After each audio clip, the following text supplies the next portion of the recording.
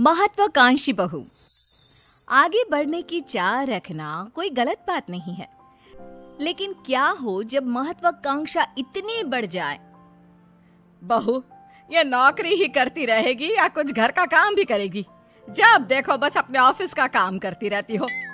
Mummy जी, आप नहीं जानती मैंने यहाँ तक पहुँचने के लिए कितनी मेहनत की है।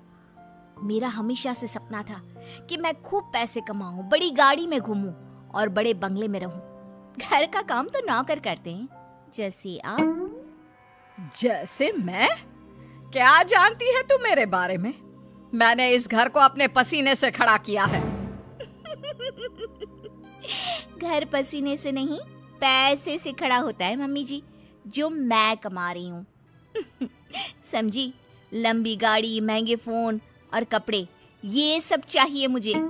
लेकिन बहू अगर तुम नौकरी नहीं भी करोगी ना तो भी तुम्हें ये सब चीज मिल जाएगी। मेरा बेटा सब कुछ तो दे रहा है, कोई कम पैसे तो वो भी नहीं कमाता। उसकी कमाई देखकर ही तो फंसाया था तूने, याद है ना? वरना उसके लिए संस्कारी रिश्तों की कमी नहीं थी। संस्कारी भी फेल है सरकारी वाली के पीछे।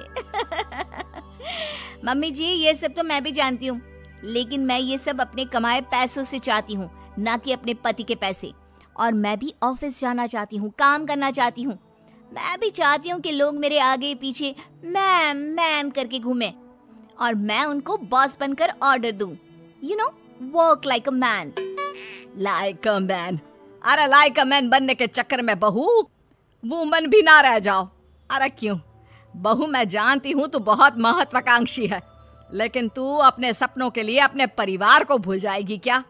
और अगर आगे बढ़ने की इतनी ही चाह थी तो शादी क्यों की? बस कीजिए मम्मी जी, बहुत थक गई हूँ मैं, मुझे आराम करना है। और मेरा खाना प्लीज मुझे मेरे कमरे में ही दे देना, मैं वहीं खाऊंगी। ये कहकर बहू चली जाती है अपने कमरे में। अगले दिन, मम्मी, टीचर ने आपको स्कूल में बुलाया है। मुझे? लेकिन क्यों? क्या हो गया? वक्त नहीं है मेरे पास। वैसे हुआ क्या है? फीस तो मैं समय से दे रही हूँ, और क्या चाहिए इन स्कूल वालों को?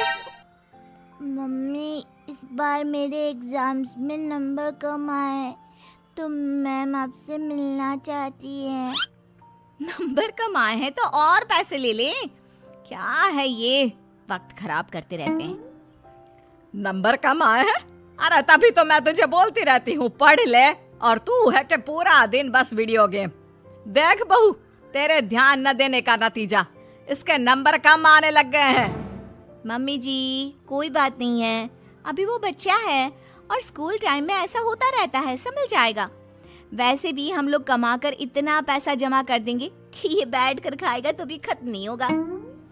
बहू, अगर तेरे यही तेवर रहे तो मुझे डर है कि कहीं गोलू तुम्हारे हाथ से ना निकल जाए। इसलिए घर पर ना सही बच्चों पर तो थोड़ा ध्यान दो। मम्मी जी, आप फिक्र मत कीजिए, मैं सब संभाल लूंगी।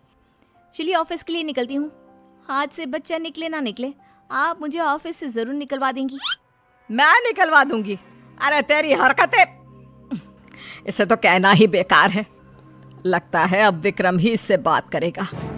सास बेटे को फोन करके सारी बात बता देती है। हाँ माँ, तू सही बोल रही है। आखिर हम काम तो मुन्ने के लिए ही कर रहे हैं। अगर वही ठीक नहीं निकला तो मैं बात करता हूँ उससे। शाम को बहू जब काम से घर लौटती है। मम्मी जी, अगर आपको यहाँ किसी चीज की परेशानी थी तो आप मुझसे बोलती, इनको फोन करके बताने की क्या जरूरत थी? क्योंकि तू मेरी बात सुनने को तैयार ही कहाँ होती है। तुझे तो केवल अपने काम की पड़ी होती है। मैंने अपनी परेशानी अपने बेटे को बता दी, अब वही सब यहाँ आकर संभाल सकता है।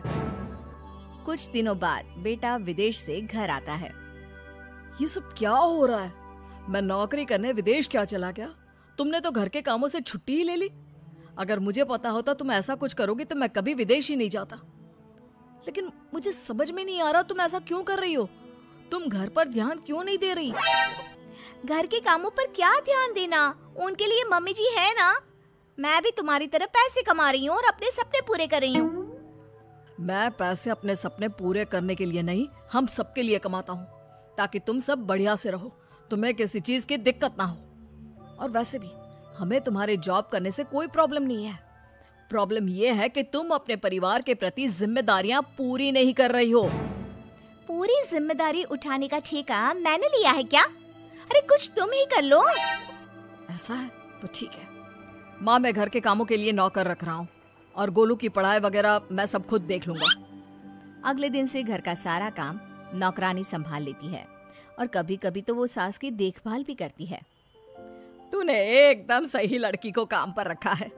कितना काम करती है और शिकायत का एक भी मौका नहीं देती। दिखने में भी कितनी सुंदर है। बेटा सच कहूँ तो बहू ऐसी ही होनी चाहिए। माँ वैसे भी ये नौकरानी नहीं है, दरअसल ये मेरे ऑफिस में ही थी, लेकिन जब मैंने इसे अपने घर की प्रॉब्लम बताई तो मेरी मदद करने के लिए राजी हो गई। दूसरों के लिए सोचती भी कितना है।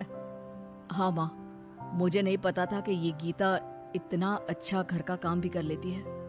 वैसे माँ ये ऑफिस में भी सब कुछ संभाल लेती है, वो भी अच्छे से। बहुत महत्वाकांक्षी नहीं है, लेकिन सबको लेकर आगे कैसे बढ़ना है ये इसे अच्छी तरह पता है।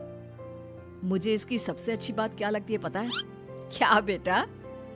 जब मैं घर पर नहीं होता तो ये आपका और गोलू का कितना अच्छा ध्यान रखती है। तभी घर में मेहमान आ जाते हैं। ओहो, ये लोग भी ना धर्मशाला समझकर रोज आ जाते हैं। ये बोलकर वो अंदर चली जाती है। अरे आइए आइए बेटा, जरा चाय पानी लेकर आना। तभी गीता सुंदर सी साड़ी में अच्छे से चाय पानी लाकर टेबल पर रख देती है। हाय रे, आपकी बहू सही रास्ते पर आ गई। नहीं तो हमेशा हवाई बनकर घूमती रहती थी। अरे नहीं नहीं, ये नौकरानी है हम लोगों के यहाँ। बेटे के ऑफिस में ही नौकरी करती है। वो क्या है ना, पैसों की जरूरत पड़ गई थी इसे तो पार्ट टाइम में। लेकिन कितना अच्छे से काम संभाल लिया है आपका। घर भी चमक रहा है और सब कितना अच्छा लग रहा है। तभी बहू आ जाती है। इसी काम का तो उसे पैसा मिलता है, तो उसे करना ही पड़ेगा ना। कितनी अच्छी लड़की है। काश मैं इसकी शादी तुझसे करवा पाती। मुझे एक अच्छी बहू मिल जाती और तुझे एक अच्छी बीवी। मम्मी जी, आप ये क्या बोल रही हैं? मैं तो बस वही बोल रही हूँ जो मेरे मन में आया। कुछ गलत कहा क्या? ये सुनकर बहू उठकर अंदर चली जाती है और सोचने लगती है। आज मम्मी जी ऐसा बोल रही हैं, कल को मम्मी जी ने ऐसा कुछ सच में कर दिया तो मेरा क्या होगा? वैसे भी मम्मी जी मेरे से परेशान रहती हैं और मम्मी जी ने इनको दूसरी शादी के लिए मना लिया तो नहीं, मैं ऐसा कुछ नहीं होने दूंगी। मैं इनको एक अच्छी बहू, बीवी और माँ बनकर दिखाऊंगी।